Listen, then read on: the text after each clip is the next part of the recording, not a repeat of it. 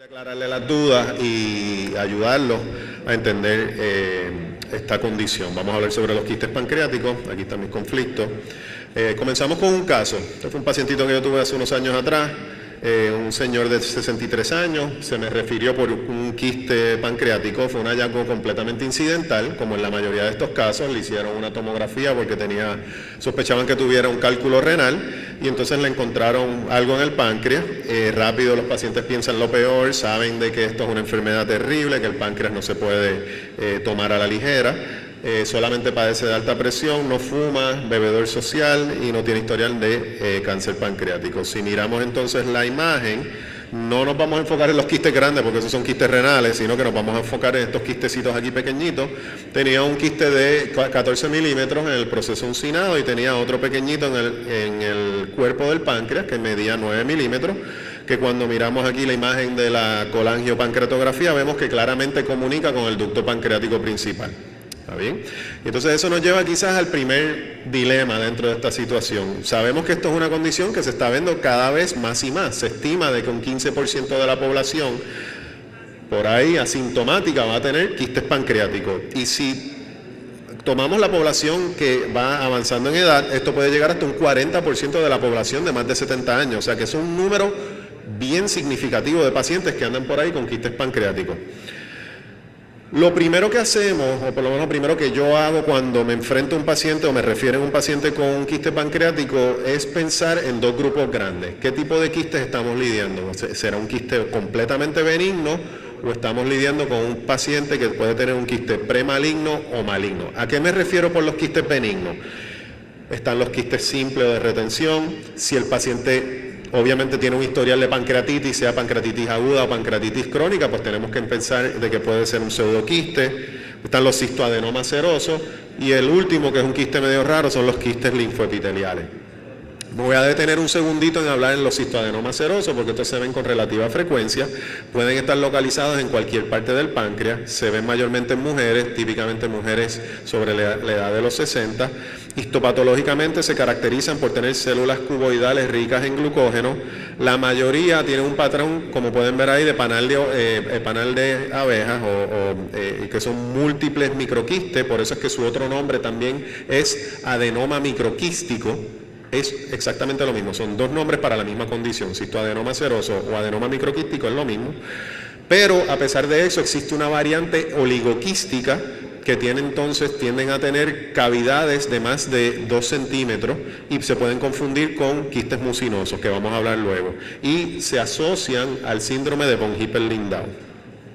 Aquí tienen una imagen de cómo se ven típicamente estos quistes, estos cistoadenomas en CT, tienden a ser de bordes lobulados, pueden ser de densidad, aunque tienden a ser hipodensos, tienen áreas heterogéneas de densidad en el interior, y además de eso pues pueden tener la característica de una cicatriz estrellada, que es lo que vemos en la imagen de la derecha, que es una calcificación o una cicatriz, y eso es patognomónico. O sea que cuando vemos esto ya no hay que hacer más nada. Sabemos que es un cistoadenoma seroso y como en su gran mayoría los pacientes son asintomáticos y esto es una lesión benigna, pues no hacemos nada al respecto. Aquí tienen cómo se ve en ecoendoscopía, que volvemos a ver este patrón de microquiste. Eso es bastante característico para esta lesión, y si le hacemos una punción y aspiración de aguja fina, aunque la citología quizás no nos dé el diagnóstico, ya con todos estos hallazgos podemos hacer el diagnóstico con bastante certeza, o sea que no necesitamos la citología para confirmar el diagnóstico.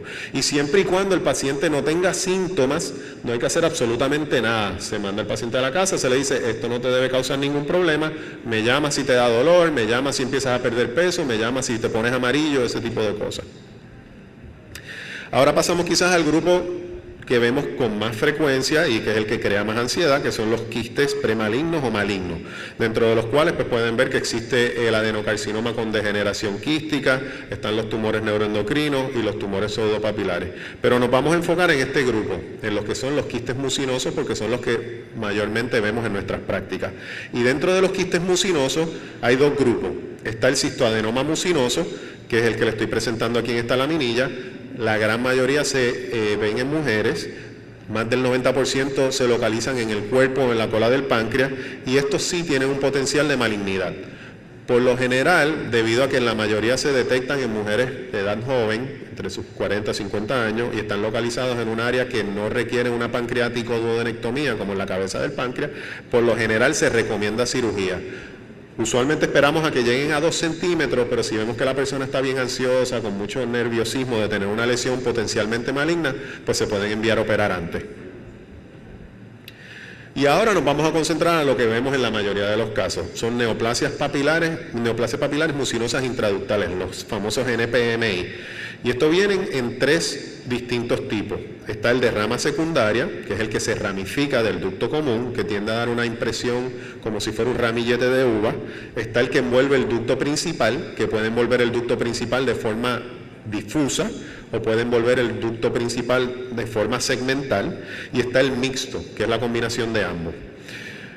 ¿Qué los caracteriza estas neoplasias papilares sobre los demás quistes neoplásicos? Tienden a ser múltiples. Eso es bastante característico de ellos, o sea que los otros quistes neoplásicos del páncreas tienden a ser uno nada más que se ve.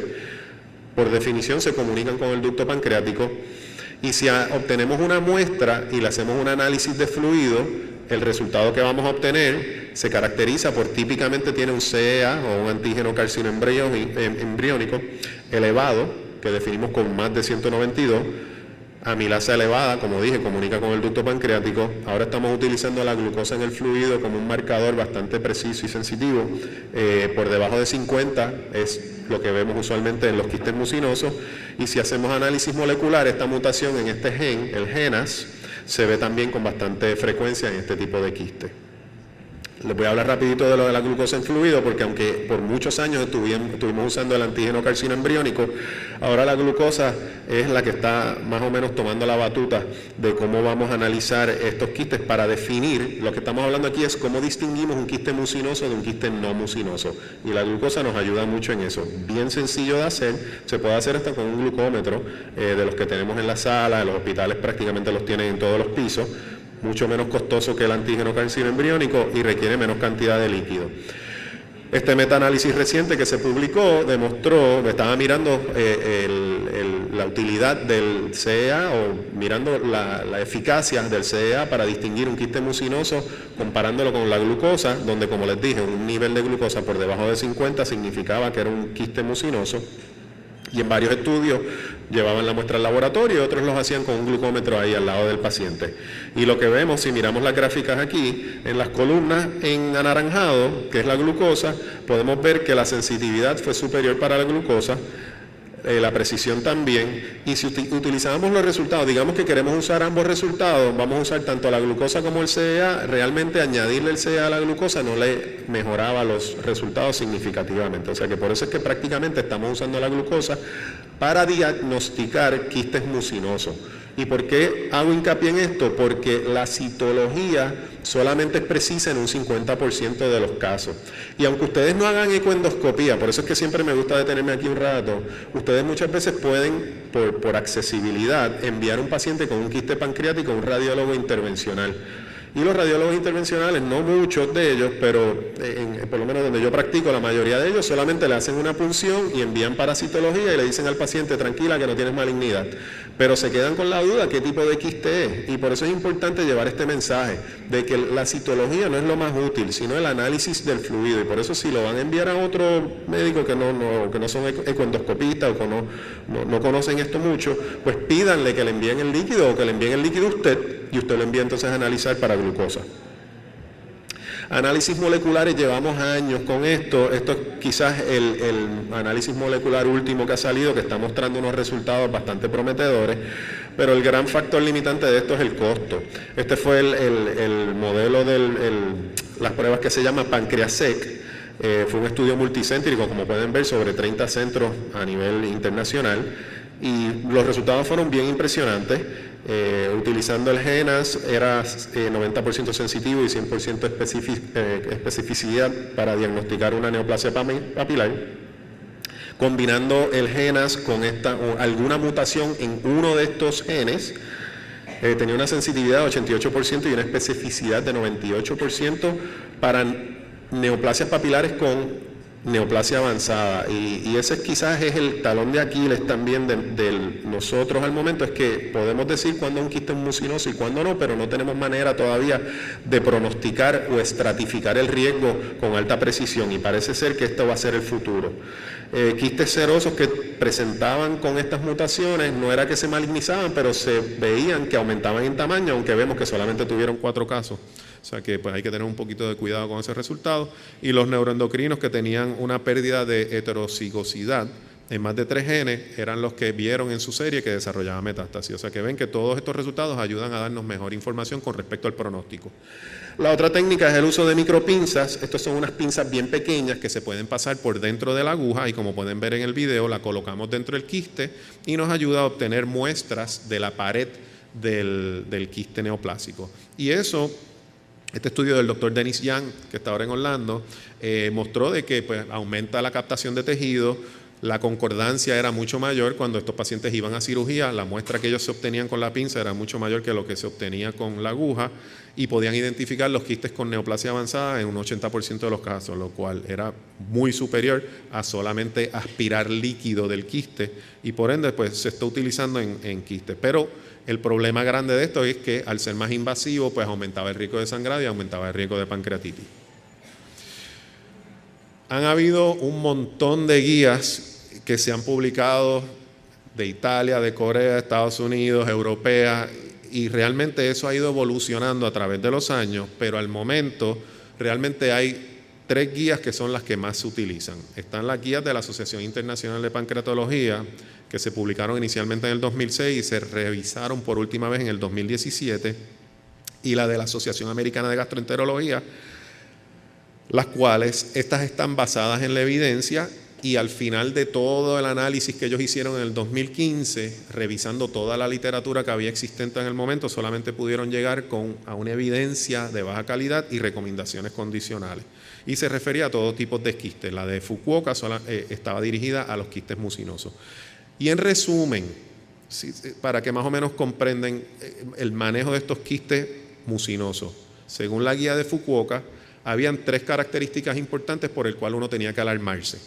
Si el paciente tenía un quiste en la cabeza del páncreas y tenía ictericia, si tenía un nódulo mural que captaba contraste que medía más de 5 milímetros, o si tenía un ducto pancreático dilatado de 10 milímetros o más en calibre, este paciente debería ser considerado para cirugía.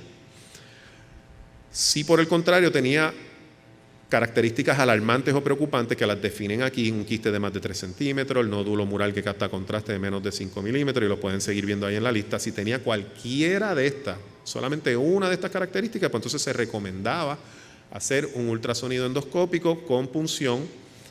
De lo contrario, de no tener ninguna de estas características, pues no hay que hacer nada más, solamente los observamos, y los observamos de acuerdo al tamaño. Se repetía la resonancia de acuerdo al tamaño, y ahí pueden ver los intervalos que se recomendaban.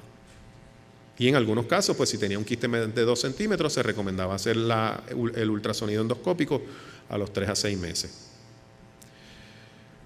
La de la Asociación Americana de Gastroenterología, que fue, como le dije, basada en la evidencia, en el 2015, tenía realmente, todo lo que yo les mostré ahí está resumido en este algoritmo. Era bien sencilla, era bien simple. Tenía 3 características: ducto pancreático dilatado, que ellos definían como más de 5 milímetros, componente sólido o nódulo mural, y si tenía un quiste que medía más de 3 centímetros, tenía que tener 2 de esas 3 características para poder hacerse un ultrasonido endoscópico. Y lo otro es que si tenía 0 o 1, pues se observaba. Se le hacía una resonancia magnética al año, luego cada 2 años, y si no había cambio a los 5 años, pues se detenía.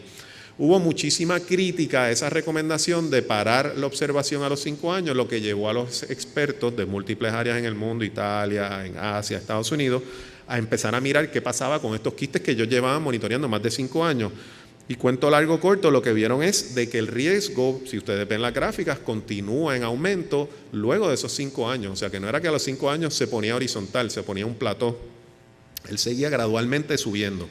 Y por ende, eso llevó a muchos expertos a criticar esa guía del 2015 y como que echarle a un lado y no seguirla. Pero al momento se está haciendo un estudio donde están comparando en pacientes con quistes pancreáticos un seguimiento intenso, siguiendo las guías de Fukuoka versus las de, digamos, menos intenso, que son las de la Asociación Americana de Gastroenterología, a ver qué pasa, a ver si estamos perdiendo pacientes. Y quizás lo que fue un balance entre estas dos guías fue la del Colegio Americano de Gastroenterología, que se publicaron en el 2018, donde, como las anteriores, si tenía masa o ictericia, se refería o para ultrasonido o para cirugía. Si tenía cualquiera de estas otras características, se recomendaba entonces hacer ultrasonido endoscópico, pero lo mejor de todo fue que por primera vez en cualquiera de las guías, y esto es importante que también se lo lleve, y yo se lo digo a todos los pacientes con quistes de páncreas que desarrollan diabetes de novo, eso puede ser una señal de que las cosas están cambiando. O sea que yo creo que ese es el punto más importante de esta guía, que por primera vez incluyeron una característica clínica para tomar en consideración, y aquí tienen más o menos como ellos recomendaban el seguimiento, que es bien parecido a lo que yo les mostré anteriormente. Así que volvemos a nuestro paciente. Basado en que él tenía un quiste, este paciente tenía un quiste de 14 milímetros, decidimos repetirle la resonancia un año después. El paciente no tiene ningún síntoma, nos trae la resonancia, sigue bastante saludable, no tiene ningún dolor a la palpación, no ha desarrollado diabetes y vemos que los quistes están más o menos estables. Se recomienda resonancia magnética porque no tiene radiación, y cuando comparamos las imágenes con una tomografía computarizada vemos que las imágenes son bastante similares, o sea que por eso es que se recomienda usar la resonancia magnética. Pero hay que tener en cuenta de que las cosas que vamos a estar mirando en seguimiento no solamente es el aumento en tamaño, sino también queremos ver, es importante que miremos las imágenes para ver si hay desarrollo de nódulos murales y a ver si hay dilatación del ducto pancreático. ¿Okay? Y eso pues en estas tecnologías menciono de que pues no son perfectos, hasta en un 28% de los casos pues pueden fallar. Así que es una de las limitaciones con este tipo de seguimiento. Volvemos al paciente otra vez. Ahora el paciente, su única queja es acidez. No tiene dolor abdominal, pero ha bajado 10 kilogramos desde el año anterior. Y si miramos las imágenes, están los múltiples quistes, quizás han aumentado en número, antes tenía 2, ahora tiene como 3 o 4, pero nos preocupa un poco esto. Y si miramos la pancreatoscopía, vemos que hay un cambio en calibre y hay una dilatación del ducto pancreático. Y eso nos lleva a una pregunta, se la dirijo a la audiencia esta pregunta. ¿Cuáles de estas características del quiste que acabamos de ver, o de este paciente, son predictoras de malignidad? El aumento en tamaño sobre 3 centímetros, dilatación del ducto pancreático, presencia del nódulo mural, el hecho de que tiene múltiples quistes, y si le hubiéramos hecho una biopsia, que tuviera un CEA marcadamente elevado. O sea que, de estas características, ¿cuáles son predictoras de malignidad? Cuando hicieron el análisis de la literatura respecto a estos factores, los únicos 3 criterios que son factores de malignidad por el cual tenemos que asustarnos es un tamaño por encima de 3 centímetros, si tiene el ducto pancreático dilatado o si tiene un componente sólido. Y en el caso en particular de nuestro paciente, lo que vimos fue que tenía el ducto pancreático dilatado. Así que el hecho de que tenga múltiples quistes, como yo le digo a los pacientes, si tenían 1 y al año siguiente tenían 3 o 4, eso no significa que la cosa está empeorando. Ellos pueden desarrollar múltiples quistes y eso no es indicativo de que se está malignizando el quiste o que se está volviendo algo, se está cocinando algo malo en el páncreas.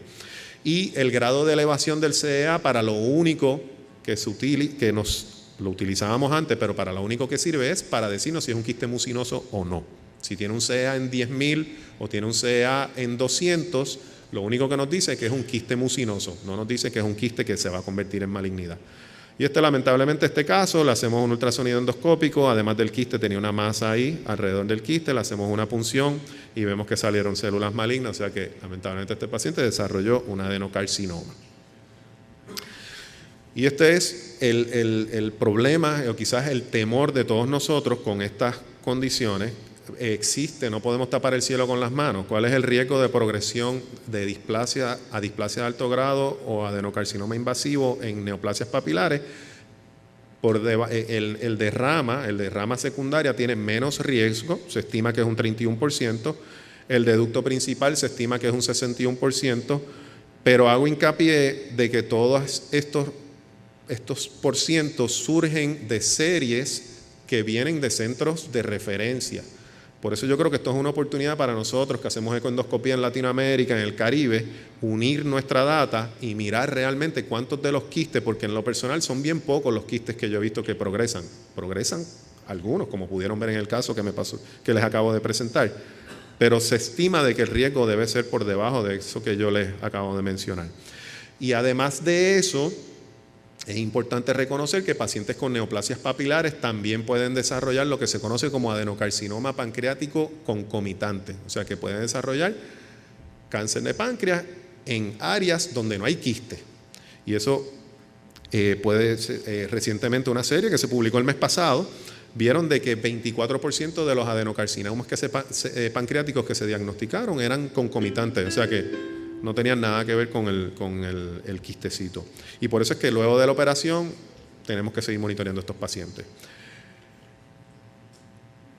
Las guías también están un poquito ambiguas en la recomendación de la cirugía cuando hay envolvimiento del ducto pancreático principal. Y esto pues nos dicen de que se recomienda cirugía, pero entonces si es una pancreatectomía total lo que hay que recomendar, una pancreaticoduodenectomía, y ahí es donde tenemos un poquito de limitación. Esto fue un caso que se hizo, que tenía el ducto pancreático dilatado completamente y entonces se le hace una pancreatoscopía con el mismo equipo que presentó Damián hace poco, hace unos minutos atrás. Y aquí mirando vemos desde el cuerpo a la cola del páncreas, vemos que el ducto pancreático se ve completamente bien, no vemos proyecciones papilares, no vemos nada que sugiera neoplasia en ese momento, pero cuando vamos llegando a lo que sería la cabeza del páncreas, encontramos estas proyecciones papilares aquí al lado derecho, como pueden ver ahí, y ahí es donde está localizado lo que sería el área de neoplasia. Así que la pancreatoscopía no está incluida en ninguna de las guías, pero yo entiendo de que tiene muchísima utilidad y por eso en condiciones o en pacientes que quizás estamos contemplando una cirugía porque tiene envolvimiento del ducto pancreático principal, es algo a considerarse. Y esto también fue publicado recientemente, hace como un mes atrás también salió. El riesgo aumentado puede ser hasta un 33% de desarrollo de cáncer de páncreas, que es un montón, un tercio de los pacientes con ducto pancreático sobre 10 milímetros. Así que para concluir, el aumento en detección de quistes pancreáticos en pacientes asintomáticos se debe a las mejores tecnologías, aumento en el uso de estudios de imágenes y envejecimiento de la población. Si se van a acordar de algo, los cistoadenomas son serosos, benignos, no hay que hacer nada con ellos mientras el paciente sea asintomático. Los mucinosos, mayores de 2 centímetros, me estoy refiriendo a los cistoadenomas mucinosos, los que ocurren en mujeres, usualmente en la cola del páncreas, eso se refieren a cirugía. El análisis molecular del fluido para pronosticar parece prometedor, pero su alto costo va a limitar su uso, pero entiendo que ese va a ser el futuro de todo esto. Y bien importante porque muchos de estos pacientes son pacientes de edad avanzada, son pacientes con muchas comorbilidades, tienen una ansiedad increíble por el quiste de páncreas, pero se les olvida que tienen operación de corazón abierto, enfermedad periferovascular, están en diálisis, tienen un montón de otros problemas mucho más serios, pero no pueden dormir porque tienen un quiste de 1 centímetro en el cuerpo del páncreas. O sea que son cosas que tenemos que hablarle claros a los pacientes. Muchos de estos pacientes no van a morir o no van a desarrollar cáncer de páncreas y hay que tener eso en consideración cuando vamos a decidir entre cirugía y si vamos a continuar el monitoreo. Muchísimas gracias.